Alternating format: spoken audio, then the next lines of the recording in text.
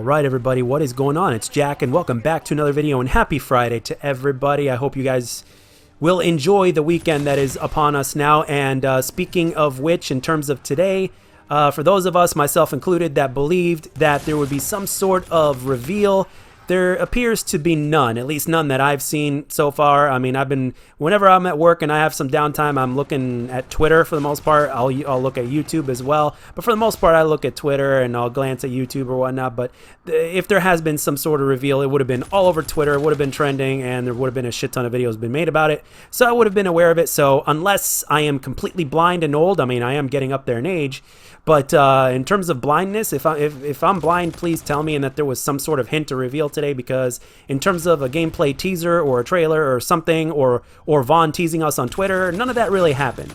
But with that being said, though, next week we have the PlayStation reveal event, and at the same time, I'm pretty sure that they are saving their big-ass load that they're going to blow for that event alone. It would really be a shame for them to like not show it off there. By the way, if Call of Duty does get shown into that event, that basically says one thing right there, obviously, and it's the very obvious thing, that PlayStation is going to have the majority of the partnership, or is going to have first dibs on pretty much everything before Xbox, in a similar way that it was in Modern Warfare. It wasn't bad as it used to be at one point, but at the same time, Xbox players that specifically only play on Xbox are going to have to actually wait an extra week or whatever it is, or maybe even an extra few days to get a certain version of the game, or a certain game mode, or an update of some sort, right? But anyway, or like DLC or whatnot. But anyway, let's continue on to the topic here. I want to talk about the weapons that have all been pretty much but confirmed that are going to be coming in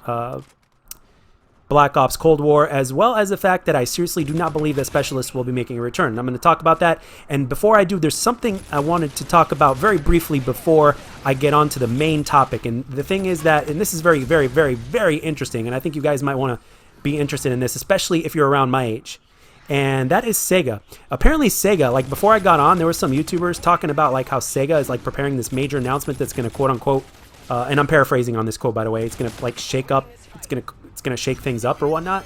So like, does this mean that Sega is going to have like a console comeback? They're going to make a new console, or are they just going to make like, or is there something else that's going to go on that's going to make them more viable than ever? You know, because I know that Sega just can't count on the Sonic the Hedgehog franchise alone. I know Sega also had Knights back in the day. For those of you guys that are around my age, you guys will know exactly what I'm talking about.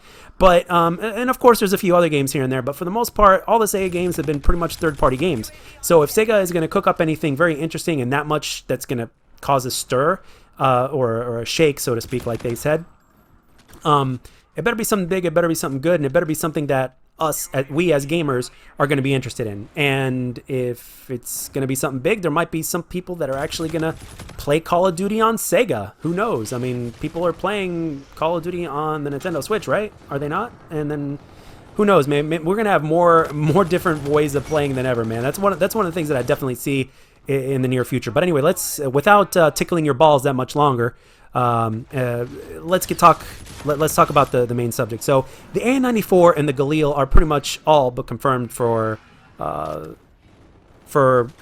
Cold War, for Black Ops Cold War, simply because there's the Galil that's in Warzone, and I think the AN-94 is also going to be in Warzone. But if it's not going to be Warzone, there's already been some sort of evidence hinted in some way, shape, or form, some sort of leak that the AN-94 will be making a return in the next game. As far as I'm concerned, I'm really happy about that, simply because of the fact that the AN-94 is one of my favorite weapons of all time. Unfortunately, in Black Ops 4, it is a little bit disappointing. The weapon is good and everything, but it's just not strong enough. Even after the buff, it's not strong enough. And if it was, you can bet your ass that I would be using it a hell of a lot more, because the AN-94, some Call of Duty history for those of you guys that are new. In Black Ops 2, I've got over 96,000 kills with that beast. I love that gun. I used to purposely get in gunfights with snipers and win. But anyway, with that gun and some more things along that as well. But let's continue on to the topic here. So those two guns right there just show you that they're really catering towards the Black Ops 1 and Black Ops 2 era, which indeed did not have specialists. And that's one reason right there why I believe that they're not going to have specialists. Another reason is because of the time frame that the Cold War era is in. Now, granted, of course, they can bring back specialists. They can give them different abilities, give them different skins or whatnot. Sure, absolutely.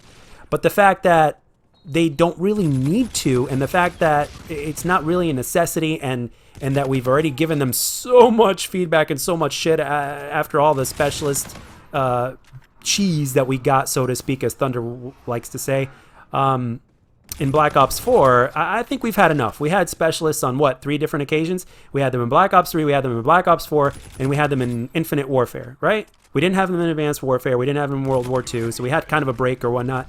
But specialists are something that are really not necessary. They're not really necessary in the Call of Duty scene. Maybe for a temporary period of time, but it's not really something that should be forced down our throats. And I understand that it's Treyarch's own way of basically appeasing the noobs without putting in skill-based matchmaking. It's just a way of giving them free kills or whatnot, and random kills that they don't necessarily earn. I know that better players get them more often, but at the same time, you could be one away from a nuke, but then all of a sudden some noob that has no thumbs could basically just easily kill you because it's so easy to use them damn specialists, or the specialist abilities and the equipment and all that kind of stuff. So, I mean, it really adds a layer of randomness. But if you had to ask me, though, if it meant keeping skill-based matchmaking out of pubs, and yeah, it's okay, fine. I'll take the team balancing algorithm along with your damn specialist if I have to, in order to avoid skill-based matchmaking. I mean, do I want those things? No, but I'd rather not deal with skill-based matchmaking that much more. I mean, simple as that. You know, I mean, the skill-based, the team balancing algorithm is less tiring and less brutal than skill-based matchmaking itself, especially when you look at the Modern Warfare skill-based matchmaking that simply makes the Advanced Warfare skill-based matchmaking during its life cycle look like fucking child's play, man.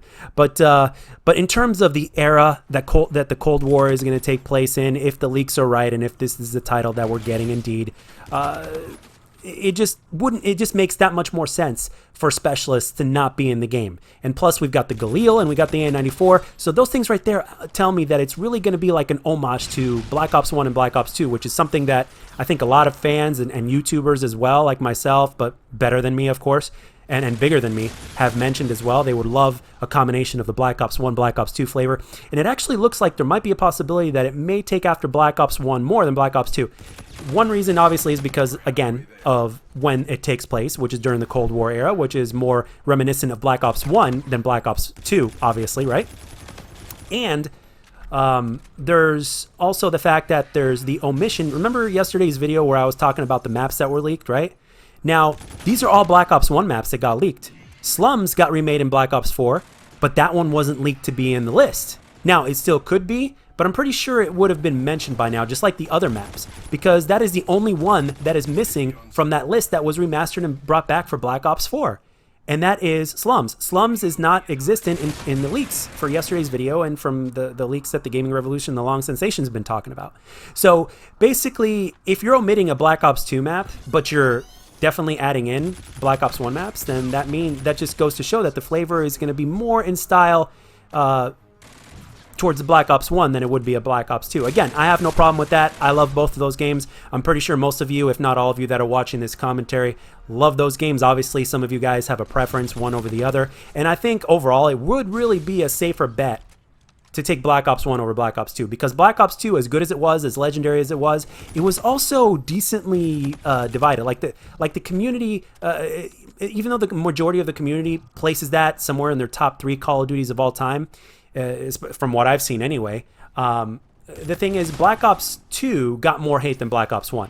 Whether it's because of the specialists or whether it's because of I'm sorry, not the specialists, excuse me. I meant the snipers. The snipers was one thing, and then there was something else. I really forgot. It's on the tip of my tongue, but I can't think of it right now. There was something else about Black Ops 2 that a lot of fans didn't like. I mean, I know when the game first came out, there was a ton of lag problems, but the big thing. Oh, here's the big thing. The target finder, of course, was another thing, but compared to today's problems, the target finder is really like a small problem in comparison. But the fact that lag compensation was really bad in Black Ops 2, even when it performed at its best, and even after it got patched after the first few weeks to a month or so, is something that really turned a lot of fans on. Like my best friend, for instance, my BFF, Maglor, for instance, he played the shit out of Black Ops 1. He prestiged all the way. He was really good at the game. he played that game a lot, more than any other game and more than any other Call of Duty by far. But when it came to Black Ops 2, he was really looking forward to it. But then once the connection was all off and shit, he was pissed. He said it was broken, and he basically never even touched it again. And if he did, it was basically like not as much. For him, the connection and the experience of the hit detection of all that kind of stuff for him personally was bad. So I don't blame him. I don't blame him. But if the game was as good for him as it was for me in terms of after it got patched, I mean, seriously, we would have had some fun times with Black Ops 2, man. I mean, Black Ops 2, I think he would have really appreciated that game. So when it comes down to it, guys, it looks like we're in for a treat. I mean, there's already hints of Black Ops 1 and Black Ops 2 vibes and no specialists. And I want you to let me know down in the comment section what you think, guys. And as always, if you enjoyed this video, let me know. And if you didn't, let me know what I can do to make my videos better. This is Jack, signing off.